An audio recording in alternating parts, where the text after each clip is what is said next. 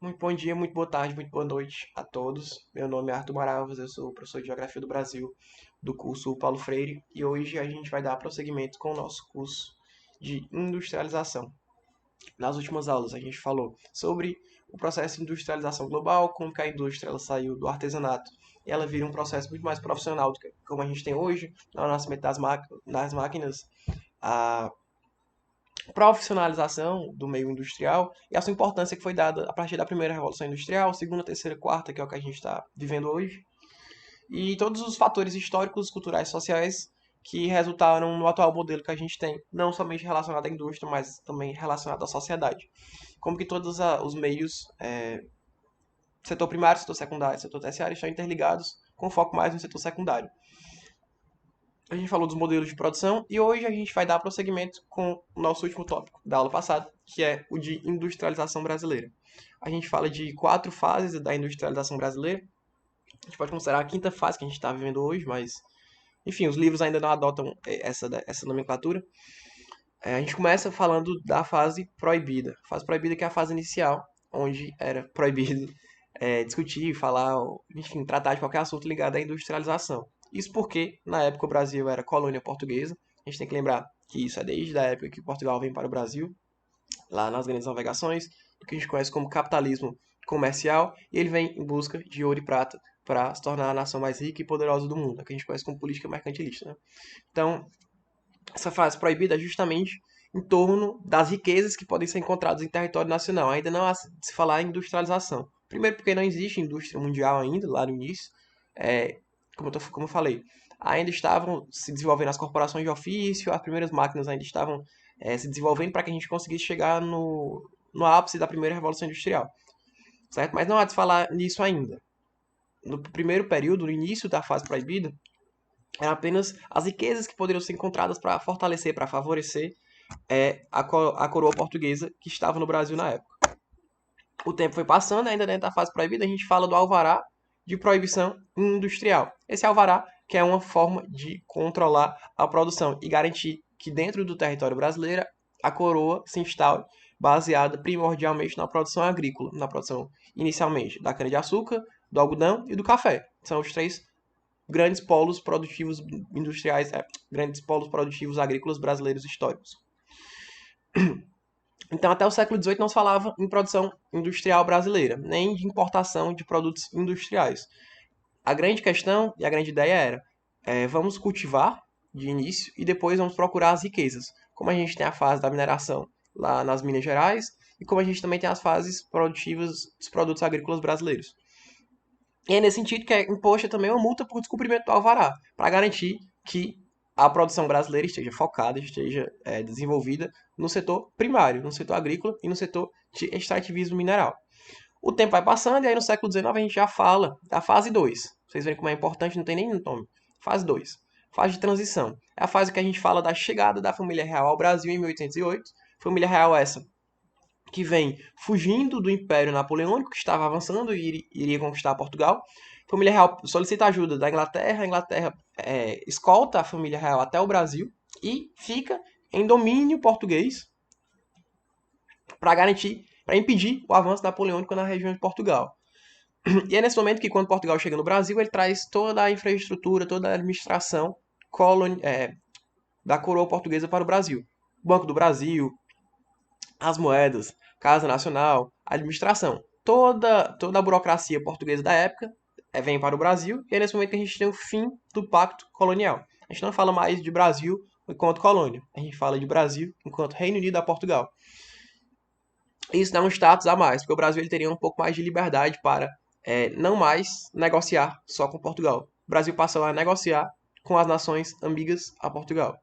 É o que a gente chama de abertura dos portos às nações amigas. No caso, a nação amiga, a Inglaterra na época.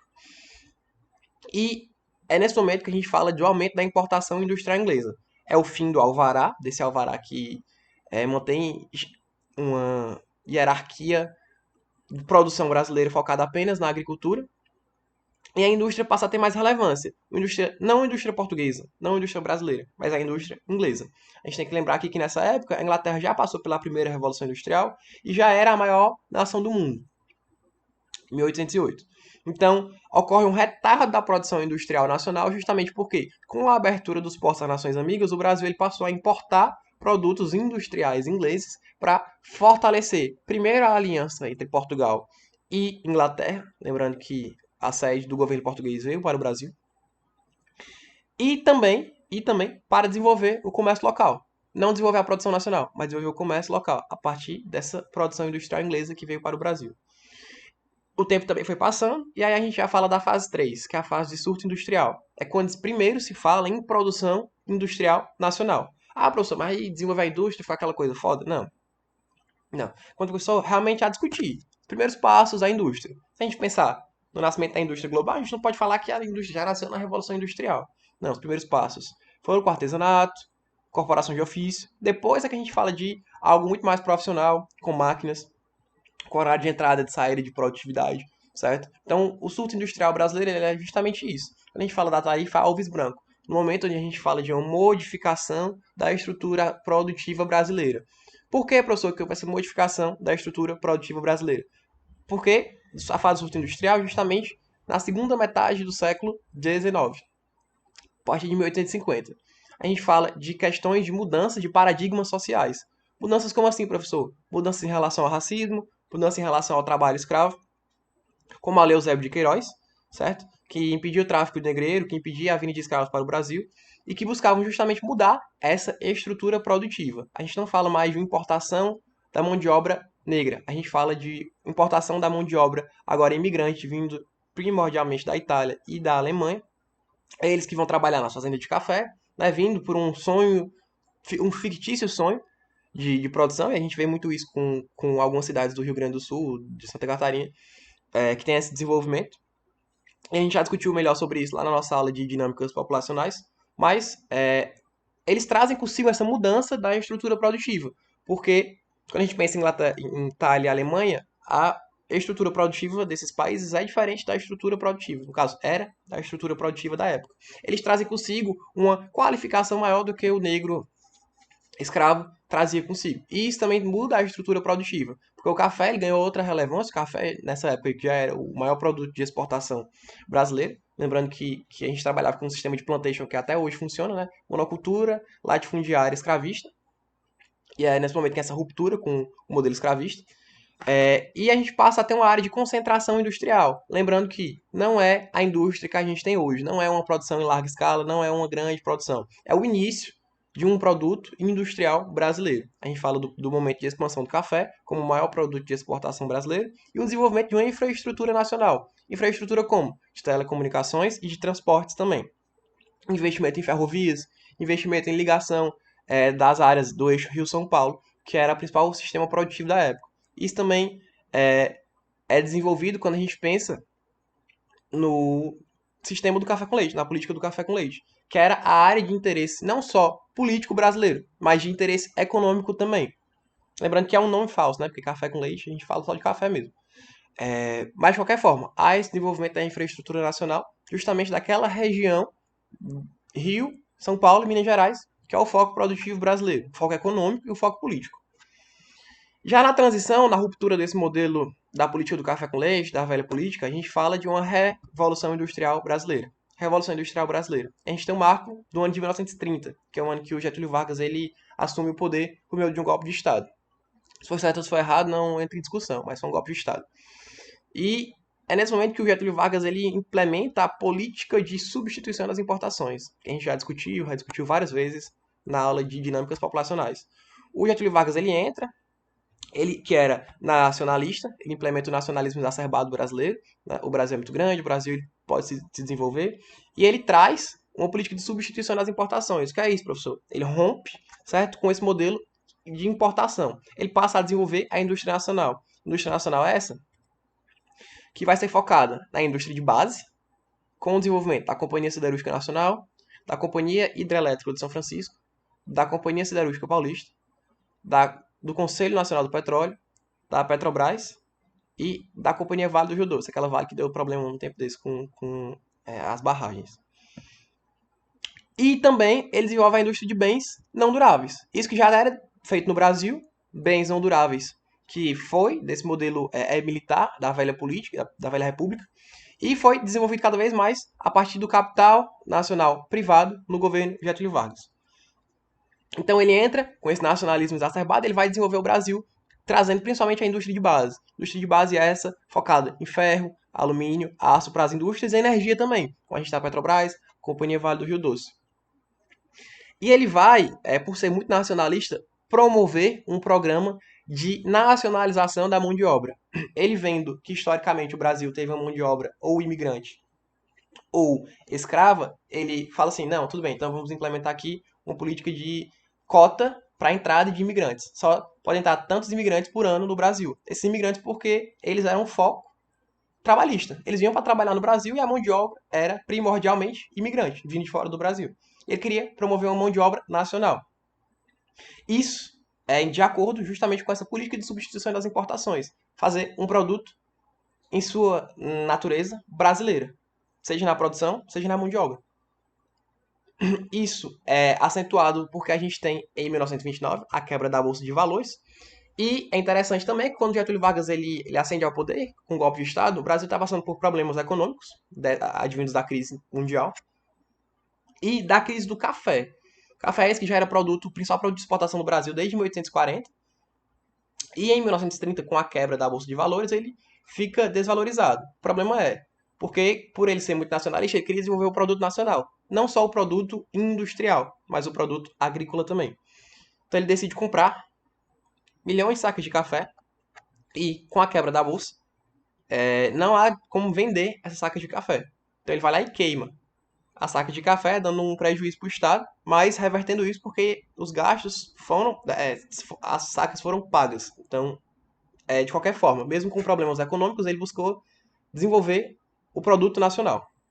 É nesse momento que a gente fala também de ascensão da burguesia, como aconteceu mundialmente, quando a gente fala de revolução, se a gente pensar na Revolução Francesa, a gente pensa em ascensão da burguesia. Na independência dos Estados Unidos, a gente pensa em uma ascensão da burguesia. Quando a gente pensa na primeira Revolução Industrial, a gente pensa na ascensão da burguesia. A gente fala também da ascensão da burguesia no período de Revolução Industrial brasileira. A burguesia por quê? Porque era a massa apoiadora do governo Getúlio Vargas. E é nesse momento que a gente tem, como eu falei, o sistema nacionalista de produção.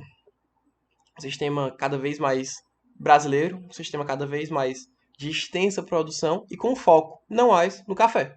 Foco não mais no café, foco na indústria. E como a gente estudou lá na aula de dinâmicas populacionais, podem até pesquisar no nosso Classroom,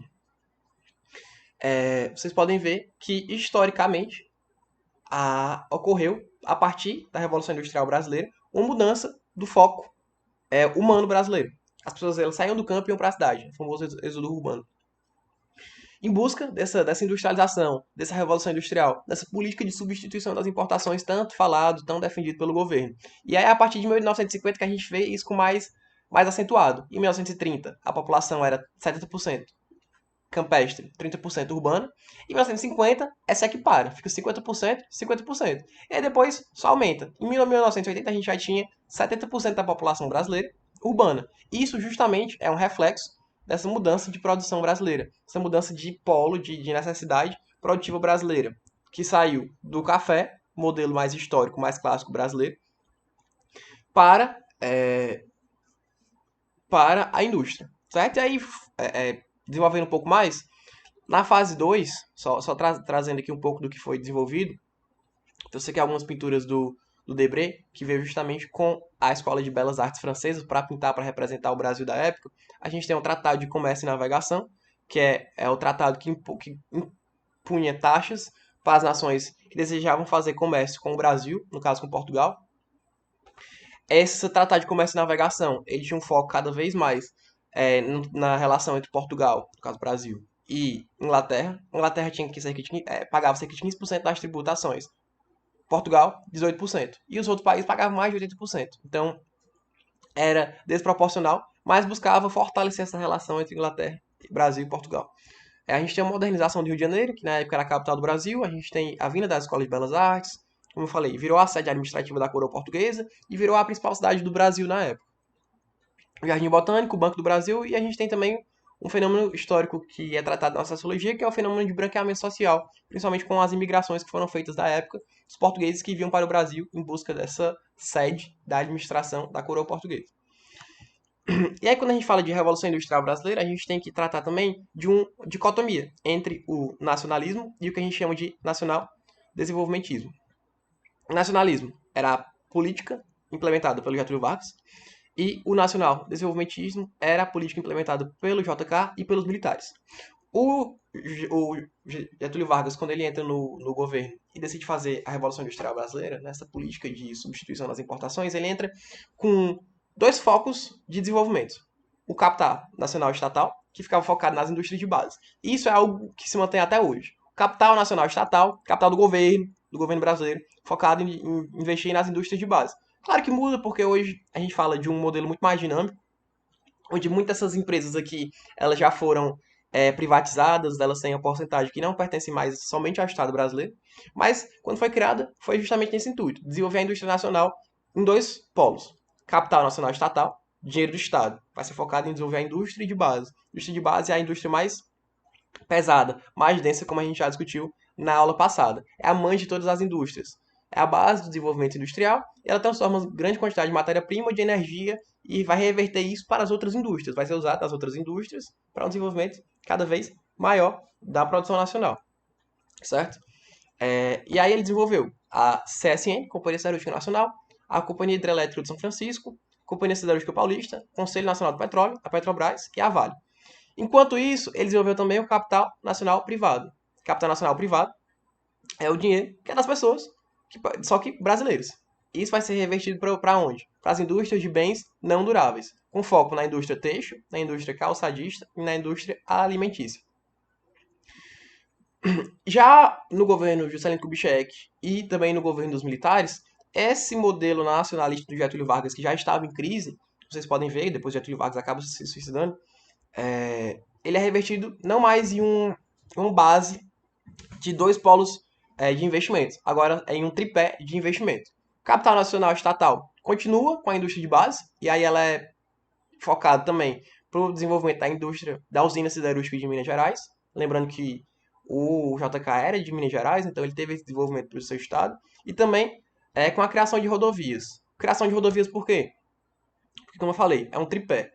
E aqui a gente também tem o capital nacional privado, que também é focado para as indústrias de bens não duráveis, então eles pegaram esse modelo da Revolução Industrial Brasileira do Getúlio Vargas e adaptaram, eles modificaram e inventaram um novo sistema. Um novo sistema focado agora no capital externo. Capital externo. Eles vão trazer a indústria de bens duráveis. Professor, como assim bens duráveis? Que dura. Você compra uma coisa, você vai usar 3, 4, 5 anos e continua lá. Com foco dessas indústrias de bens duráveis, professor. Automobilístico, eletrodomésticos e eletrônicos. Brastemp, não sei o nome de outras. Mas enfim, Brastemp. E com essas coisas que a gente vê em casa, de computador que hoje é mais desenvolvido, e também automobilístico, como a gente vê a Ford, a Fiat vieram para o Brasil nessa época. Então, capital externo é justamente a vinda de multinacionais com investimento do governo federal.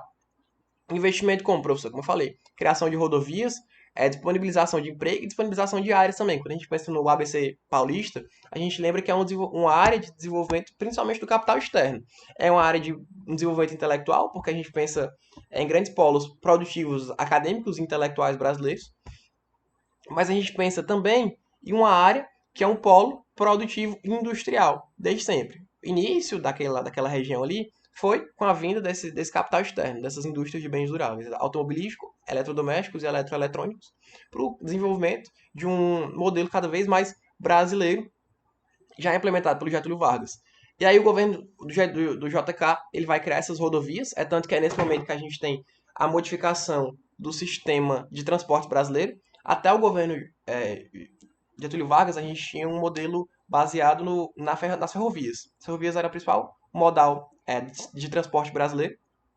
Já no governo JK, esse sistema muda e ele implementa as rodovias. Rodovias por quê? Porque ele estava sendo pressionado por esse capital externo, principalmente do sistema automobilístico, para desenvolver locais onde esses automóveis produzidos no Brasil eles pudessem rodar.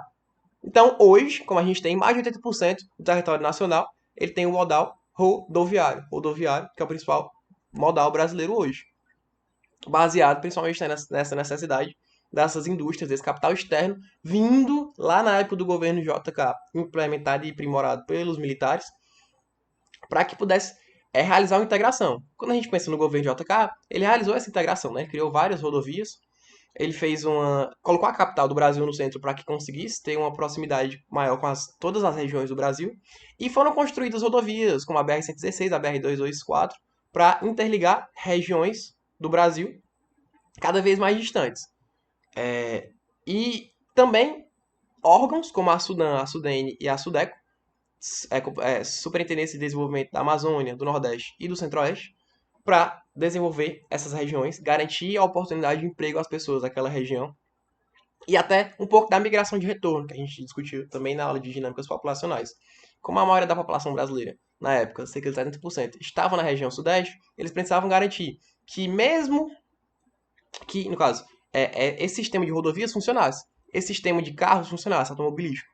Então, como é que eles iam fazer isso? Eles precisavam garantir oportunidade de emprego e oportunidade de boas condições de vida para as pessoas nas outras regiões do Brasil. Migração de retorno é justamente isso. São essas oportunidades geradas para que as pessoas elas voltem para suas regiões e consigam se desenvolver, ter melhores condições de vida lá. Hoje a gente sabe que a maioria desses órgãos eles são sucateados, mas na época a gente conseguiu interligar as regiões e até hoje existem algumas propostas do governo federal para melhor interligar as regiões. Falando especificamente da Amazônia, a gente tem o caso da Zona Franca de Manaus, que é um desenvolvimento lá do governo militar, que é uma área de polo estritamente de montagem brasileiro. Fala-se muito sobre um polo industrial na Amazônia, e algumas peças elas são produzidas lá, mas a gente pensa muito em um sistema de montagem. E é um grande sistema de montagem brasileiro. Acho que se você comprar qualquer produto eletroeletrônico hoje, você vai ver que tem um símbolozinho lá da Zona Franca de Manaus, porque é uma área de polo de montagem brasileiro. Isso justamente advindo desse modelo de revolução industrial brasileira, iniciado pelo Getúlio Vargas e fortalecido pelo JK e pelos militares. E um sistema que, de início, foi nacionalista, depois nacional desenvolvimentista, com foco sempre na produção nacional. Seja uma produção nacional estritamente nacional, com gasto de implementação do governo federal, ou uma adaptação dessa base, desse modelo antes criado e agora aprimorado pelo JK e pelos militares, com foco em um capital externo, vinda de multinacionais, eletroeletrônicos, eletrodomésticos e automobilísticos, para retorno de uma indústria nacional, mas também para fora do Brasil, para exportação.